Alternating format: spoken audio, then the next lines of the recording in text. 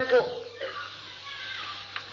سلائے رکھا ہے اور جب ہم نے ان کو جگایا ہے ان سے پوچھا ہے کہ آخر کتنے دنوں تم رہے ہوگے نیند کی کیفیت میں؟ دو پارٹیاں بن گئیں. ایک پارٹی کا جواب یہ تھا کہ شاید ایک دن، اور دوسری پارٹی کہتی رہی ہے کہ ایک دن سے بھی کم. فرمایا یہ اولیاء اللہ ہیں، کیا ان کو خبر ہو؟ کون جانتا ہے؟ کہہ دو کوئی نہیں جانتا. کوئی نہیں جانتا. اللہ کے علاوہ کسی کو کوئی خبر نہیں ہے. وما یشعرون اللہ ایان یبعثون، یہ مردے ہیں جن کی پوجا ہوتی ہے، ان کو تو اپنی خبر نہیں ہے. اسی طرح سے پروردگار عالم نے کہا کہ شرم کرو انسانوں مشرکو، علم غیب میں تم کس کو شریک ٹھہراتے ہو؟ اللہ کے بندوں اور مخلوق کو. دیکھو ایک ہمارا اتنا بڑا پیغمبر ہے سلیمان کہ اس کی دعا بھی ہے، اور ہم نے دنیا کے لحاظ سے اتنی بڑی بادشاہی کسی کو نہیں دی. وہ جب جائزہ لیتا ہے اور پرندوں کی فوج میں اس کو ہدہد نظر نہیں آتا تو وہ نہیں جانتا ہے کہ بات کیا ہوئی. وہ کہتا ہے کہ اگر ہدہد آنے کے بعد کوئی عذر پیش نہ کر پایا تو اس کو سزا دوں گا یا ذبح کر دوں گا. اور ہدہد جب آتا ہے وہ ایک پرندہ ہے، وہ آتا ہے اور وہ کہتا ہے کہ بادشاہ سلامت، میں وہ خبر لایا ہوں کہ آپ کو اس کی خبر نہیں، میں قوم سبا یہاں سے آ رہا ہوں. فرمایا دیکھو ایک پرندہ ہے وہ بھی توحیدی ہے اور تمہاری طرح سے انسانوں وہ مشرک نہیں ہے.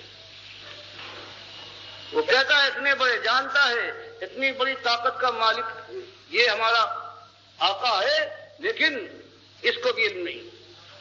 فرمایا جب اللہ فرماتا ہے سورہ نمل میں کہ چونٹی ہے تم سے زیادہ، انسانوں مشرکوں تمہارے مقابلے میں یہ توحیدی ہے، کہ جب حضرت سلیمان کا لشکر ایک وادی نمل میں گزر رہا تھا تو ایک چیونٹی نے آواز لگائی کہ بھائیوں اور بہنوں اپنے اپنے بلوں میں جا کر حفاظت سے چھپ جاؤ، ورنہ عین ممکن ہے کہ سلیمان اور ان کا لشکر تمہیں اپنے پیروں سے کچل ڈالے اور ان کو خبر بھی نہ ہو. صرف ایک ہی چیز رہ گئی تھی اور جن کو پوجا گیا ہے وہ جن ہیں. پروردگار نے سورہ سبا میں وہ بات بھی کھول کر ڈال دی کہ حضرت سلیمان بیگار لے رہے ہیں جنوں سے، اور جن یہ سمجھتے ہیں کہ ڈنڈے کے سہارے جو کھڑے یا بیٹھے ہوئے ہیں تو یہ جاگ رہے ہیں، نگرانی کر رہے ہیں، یہاں تک کہ اللہ نے ان کو اسی حالت سے موت دے دی. اور پھر کچھ مدت کے بعد دیمک کے کیڑے نے جب ان کے ڈنڈے کو کھایا ہے اور وہ کمزور ہو کر ٹوٹ کر گرا ہے، اور حضرت سلیمان دھڑام سے زمین پر آئے ہیں اور جنہوں نے یہ دیکھ کر کہا کہ ہاں افسوس یہ تو کب کے مر چکے، اگر ہمیں یہ خبر ہوتی تو ہم ذلت کی بیگار کے اندر اس طرح سے مبتلا نہ ہوتے. تو پروردگار عالم نے اس چیز کو جڑ کاٹ دی ہے کہ اب اللہ کے علاوہ کون ہے جس کو پکارو، کس کی نظر نیاز کرو، کس کے سامنے جھکو، کس سے دعائیں ہوں. اس طرح سے اور اسی چیز کو بدقسمتی سے امت مسلمہ کے اندر جا کر پھر واپس لے آیا گیا ہے. کئی صوفیت کا نظریہ یہ آیا ہے کہ جو پیر ہے وہ اپنے مرید کی ایک ایک بات سے واقف ہوتا ہے، یہاں تک کہ اگر اس کی خوابگاہ میں ایک چارپائی خالی ہے تو سمجھ لو کہ پیر صاحب اپنی مرید کے خوابگاہوں کے اندر بھی جانے کے بعد اس خوابگاہ کی عصمت کو بھی برباد کر دیتے ہیں. ان کو بھی علم ہے. یہ عقیدہ بنایا گیا صوفیت کے ذریعے سے آیا، اور سب اللہ کی ذات کے ٹکڑے بنا دیے گئے وحدت الوجود کے نظریے کے ذریعے سے، اور جو ان کے بنانے والے تھے وہ رحمت اللہ علیہ کہلائے. ان کی پکاریں ہوئیں، ان کے کعبے نقلی بنائے گئے، ان کا حج ہونے لگا عرس کے نام سے، ان کا نام ہوا. کسی کو کہا یہ داتا اور وہاب ہے، دینے والا ہے، گودے بھرتا ہے. کوئی غوث کہلایا، کوئی مشکل کشا کے نام سے پکارا گیا. کسی کے سامنے جب عیسائی ہوئی کسی کی چوکھٹ کو چوما گیا، اور کسی کے دن منائے گئے. اٹھتے بیٹھتے یا رسول کے نعرے لگے. مسجدوں تک بھی کی جو اللہ کے لیے مخصوص ہونی چاہیے. اللہ فرماتا ہے وَأَنَّ الْمَسَاجِدَ لِلَّهِ فَلَا تَدْعُوا مَعَ اللَّهِ أَحَدًا. ظالم مشرکو، سب سے بڑی نشانی شرک یہی غیر اللہ کی پکارے ہے، ہر جگہ تو پکارتے ہو، خانہ کعبہ کے اندر آنے کے بعد بھی تم یہاں لات اور منات اور حضرت ابراہیم اور اسماعیل کو آواز دیتے ہو ظالم۔ آج یہ امت مسلمہ اسی چیز سے، آج دیکھیے ان مسجدوں میں، ان دکانوں میں، ان مدرسوں کے اندر، یہ جو حکومت کے دفاتر ہیں ان کے اندر ہر جگہ یا اللہ کے ساتھ یا محمد کی پکارے ہیں، اور اللہ کو ایک ایک گام کے اوپر سب و شتم کیا جا رہا ہے۔ اور ان کی پشت پناہی کرنے والے کون ہیں؟ یہی جس کے لیے مالک نے فرمایا ہے احبار اور رہبان، یہی وہ لوگ ہیں، انہوں نے مل کر مارا ہے امت کو۔ اگر رہبان نے یہ شرک کا وہ نظریہ دیا کہ وحدت الوجود کا نظریہ کہ ہر چیز ہے، چاہے وہ بہتا ہوا گندگی کا ڈھیر ہو جو کہیں رکھا ہوا ہے، یا نجاست جو بہ رہی ہے وہ بھی اس کا ایک ایک جز ہے، وہ اللہ کی ذات کا ٹکڑا ہے، تو اب شرک کے کارخانے ایسے کھول دیے کہ ایک چیز کو، ایک بال کو اگر 10 لاکھ حصوں میں تقسیم کیا جائے تو یہ 10 لاکھ حصے ہیں، یہ اللہ کی ذات کے ٹکڑے ہو گئے، اور ذات کی انتہا یہی کیا کم تھا۔ ادھر انہوں نے ذات کا یہ انداز شرک اختیار کیا، یہاں یہ جو علماء کہلاتے ہیں، یہ احباب نے یہاں یہ کہہ دیا کہ اللہ نور کا ہے اور اللہ کے نبی صلی اللہ علیہ وسلم کسی نور کا ٹکڑا ہے۔ ذات کا شرک براہ راست، بجائے اس سے کہ اہل کتاب یہود و نصارہ کی وہ واسطہ دیتے کہ یہ بیٹے ہیں، نسخے کا واسطہ دیتے ہیں، اس مسلمان امت کے بڑوں نے یہ کیا ہے کہ اپنے جوش محبت میں اللہ کو برا بھلا کہنے کے ساتھ ساتھ اللہ کے نبی صلی اللہ علیہ وسلم سے یہ ظلم کیا ہے کہ ان کو اللہ کے ساتھ شریک ٹھہرا دیا، اللہ کی ذات کا ٹکڑا بنا دیا۔ اور اس کے بعد اللہ کے نبی صلی اللہ علیہ وسلم نے اپنی وفات کے زمانے میں جو ایک چیز شرک کی جو اصلی جڑ بنتی ہے اہل کتاب امتوں کے اندر، اسی کے ذریعے سے شرک گھستا ہے، اور وہ یہی تھا کہ کہیں حضرت جندب روایت کرتے ہیں مسلم کی کہ 5 دن پہلے آپ نے وفات سے یہ کہا تھا کہ الا من کان قبلکم کانوا یتخذون قبور انبیائہم وصالحیہم مساجدا، کہ دیکھو تم سے پہلے جو اہل کتاب امتیں گزری ہے ان کے اندر شرک آیا ہے، مسجدوں کی یہ قبروں کے ذریعے سے انہوں نے سجدہ گاہ بنا لیا ہے، ان کی پوجا کی ہے، ان کے عرس اور دن منائے ہیں، ان کی قبریں آراستہ کی ہیں۔ میں تم کو منع کرتا ہوں تم یہ کام نہ کرنا، یہ آپ نے پوری طرح سے ڈرا دیا۔ اور حضرت عائشہ فرماتی ہے اس کیفیت کے اندر کہ بیماری کا زور ہے، کبھی چادر آپ منہ پر ڈالتے ہیں اور کبھی اسے اٹھا پھینکتے ہیں۔ اس زمانے میں آپ کی زبان کے اوپر یہی بات ہے کہ لعن اللہ الیہود النصارى اتخذوا قبور انبیائہم مساجدا، لعنت ہو یہود و نصارہ پر، انہوں نے اپنے انبیاء کی قبروں پر کو سجدہ گاہ بنا لیا ہے۔ اسی لیے نبی صلی اللہ علیہ وسلم نے فرمایا کہ قبر پکی نہ کرنا، اس کے اوپر کوئی عمارت نہ ہو، اور یہاں پر مجاور بن کر نہ بیٹھنا۔ اب یہ شیطان پریشان تھا کہ کیا کرے، اور اس کو موقع مل گیا ایک مشہور ذات سے۔ اس نے پہلا حملہ کیا حضرت عمر کے اوپر کہ جوش کے اندر یہ آ کر، اور اب کبھی ان سے یہ بات نہیں ہوئی ہے، اب یہ کہنے پر ہی اتر آئے ہیں کہ جس نے یہ کہا کہ اللہ کے نبی صلی اللہ علیہ وسلم کو وفات مل گئی، میں اس کا سر اڑا دوں گا گردن سے۔ ابوبکر رضی اللہ تعالیٰ عنہ کے خطبے سے یہ کیفیت ختم ہوئی اور سارے لوگ ہوش میں آ گئے۔ اب 200 سال تک اس نے انتظار کیا اور کوششیں کی، وحدت الوجود کا نظریہ تو آ گیا، لیکن بہرحال قرآن اور حدیث ابھی موجود تھے۔ اب اس کا توڑ کرنا اس کے لیے ضروری ہوا، اور اس نے اوروں کو چھاٹا۔ اس میں امام احمد اس کی آنکھ پر چڑھ گئے، اور ان کی شہرت کا یہ عالم تھا کہ 220 میں ہجری میں جو انہوں نے خلق قرآن کے مسئلے کے خلاف مامون رشید سے لے کر 3-4 خلفاء کا مقابلہ کیا اور ان کی بات نہیں مانی، تو شہرت کا یہ عالم ہو گیا ہے کہ چار دانگ عالم میں مسلمان امت کے اندر بس وہی اس کے ہیرو تھے. اب ان کے اوپر اس کا حملہ ہوا ہے اور یہ گھائل ہو گئے رافضیوں کی ان روایتوں سے جو ان کے پاس پہنچی. اور اس کے بعد وہ روایتیں یہ تھیں کہ اللہ کے نبی صلی اللہ علیہ وسلم اس قبر میں زندہ ہے اور جو مردہ ہے مرنے کے بعد اسی قبر میں زندہ ہو جاتا ہے, حساب و کتاب شروع ہو جاتا ہے.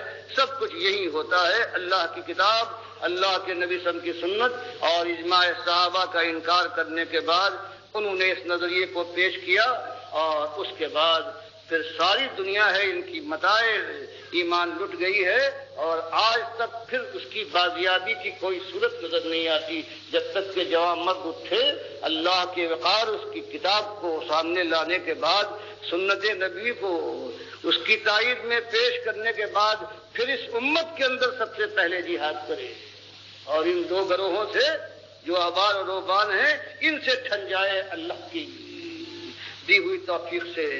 پھر کہیں جا کر یہ مسئلہ, یہ شرک کا مسئلہ جو قبروں کے ذریعے سے آیا ہے یا وحدت الوجود کے ذریعے سے, ان دونوں محاذ کے اوپر جوان مردوں کے لیے یہ موقع ہے. اگر یہ موقع ہاتھ سے چلا گیا, لوگ جانتے ہوئے ہمت کر کے نہ اٹھے, اپنے مالک کا کھانے کے بعد, نمک خوار بننے کے بعد نمک حلالی کی ہمت اپنے اندر پیدا نہ کی تو اس کے بعد جہنم کی آگ وہ آگ ہے کہ مالک فرماتا ہے کلا انہا لظا, یہ بھڑکتی ہوئی شعلہ زن آگ ہے, نزاعۃ للشوا, یہ چہرے کی کھال کو جھلسا کر کھینچ لیتا رہے گی لیکن موت نہ آئے.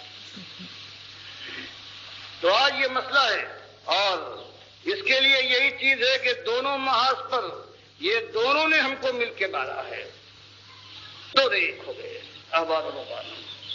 اور ان کی بات ایسی چلی ہے کہ کوئی مسلک جو آج پایا جاتا ہے وہ ان کی ضد سے نہ باہر ہے بلکہ پوری طرح سے گھائل ہے, ان کی آواز میں آواز ملا کر ان کی حمایت کر رہا ہے, جان قربان کر رہا ہے مسلک والا. اور ان دونوں باتوں پر جمع ہوا ہے کہ نہیں, شریعت کے علاوہ اور یہ طریقت ہے, حقیقت بھی ہوتی ہے, وحدت الوجود بھی صحیح ہے اور یہ بھی کہ یہ مردہ ہے یہی سنتا ہے یہ قبر والا, اور اعمال اللہ کے علاوہ اور نبی صلی اللہ علیہ وسلم بھی پیش ہو سکتے ہیں درود السلام کے. یہ کفر و شرک جو اللہ کے لیے گالی ہے, اپنے مالک کو گالی دینے کے بعد اگر کوئی امت یہ سمجھتی ہے کہ مالک اس کے اوپر رحمت کی شبنم برسائے گا اور انگارے نہ برسیں گے تو یہ نادانی اگر نہیں ہے تو اس کے علاوہ نادانی کہاں ہوتی ہے, کس طرف سے رونما ہوتی ہے. تو آج جو مسئلہ ہے وہ اس جوان مردی کے ساتھ اٹھنے کے بعد جب اللہ کے نبی صلی اللہ علیہ وسلم نے یہی آواز اٹھائی ہے کہ مقابلہ انتہائی شدید ہے, سارے وسائل ایک طرف نظر آتے ہیں.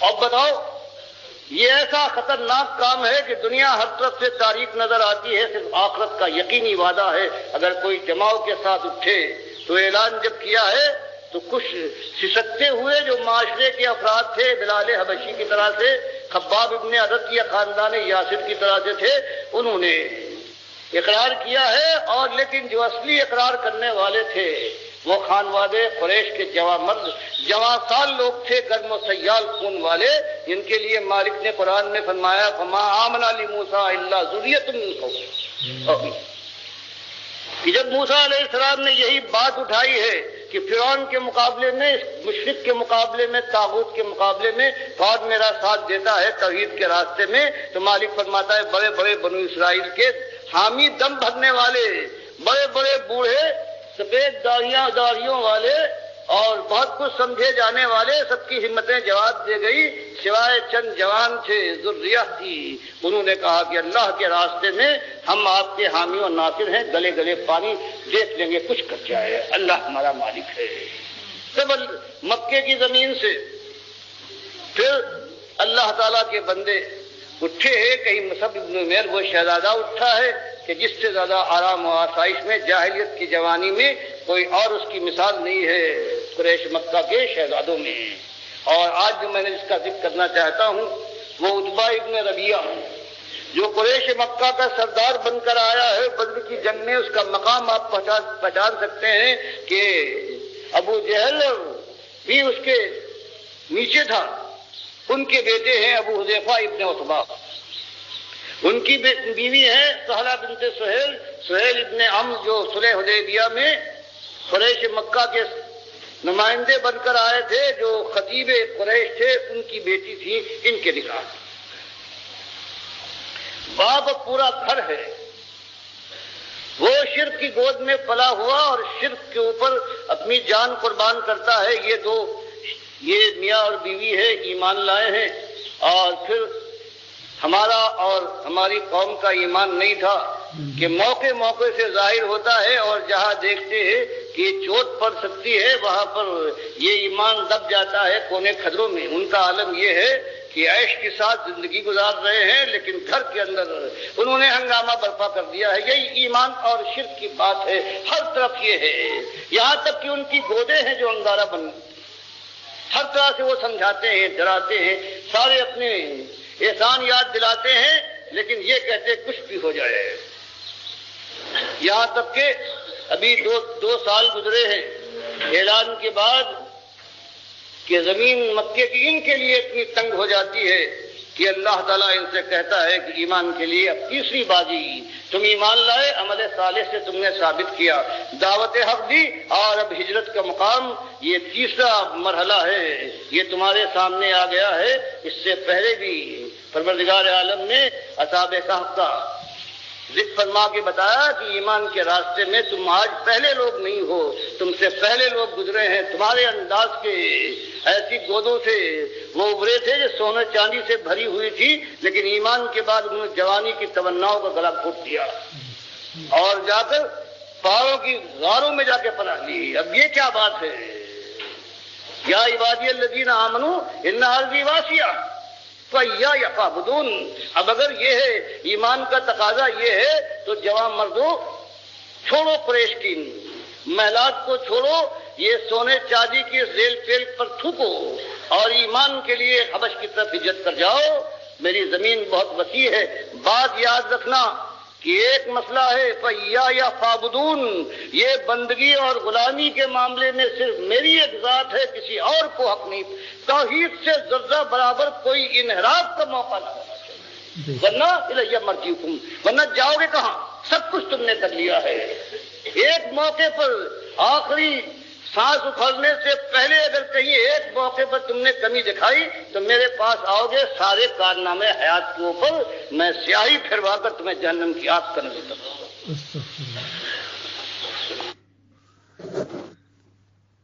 دیکھو میرے بھائیو، یہ تھے ڈاکٹر مسعود الدین عثمانی رحمۃ اللہ علیہ، جنہوں نے شرک کے جڑ کے اوپر تیشہ چلایا اور اس قبر پرستی کی ساری بنیادوں کو کھیڑ دیا اس اللہ کے بندے نے۔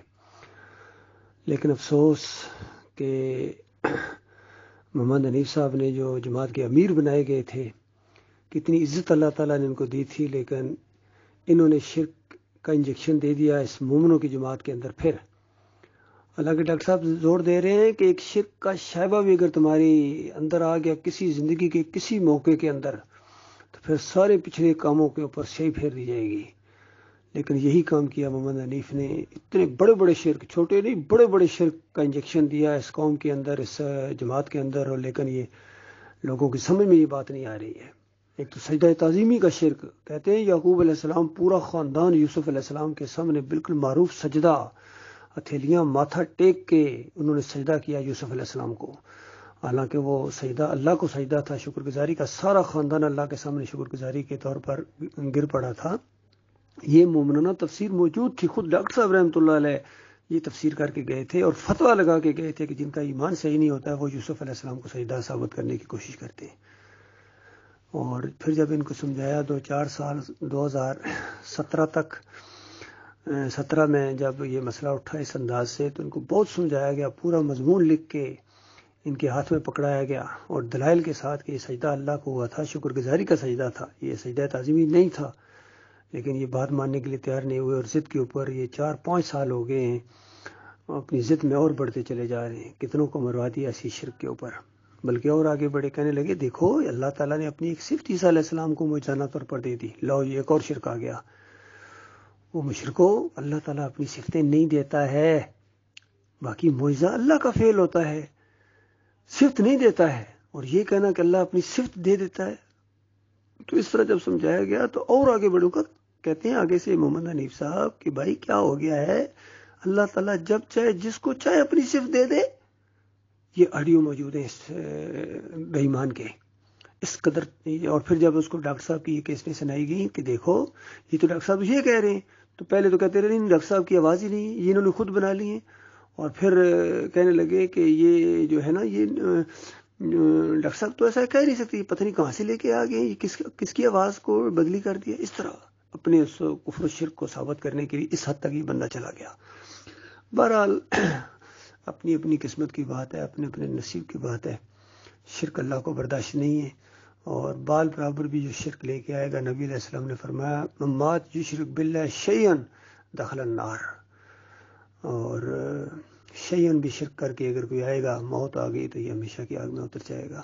اللہ تعالیٰ اس خوفناک انجام سے اپنی پناہ میں رکھے. اور جو بچ گئے ہیں وہ ایماندار اللہ کے بندوں دوبارہ منظم ہو گئے ہیں, اور اس راستے میں ہم اور آگے بڑھتے جا رہے ہیں. اور ہم کو ذرہ برابر اس دعوت کے اندر کمی سوالی پیدا ہوتی ہے, یہ شدت بڑھتی چلی جائے گی, کمی اب نہیں ہوگی. اس راستے میں ہماری جانیں چلی جائیں, یا تو یہ دین غالب ہوگا یا ہماری جانیں جائیں گی, اس کے علاوہ اور کچھ نہیں ہو سکتا ہے.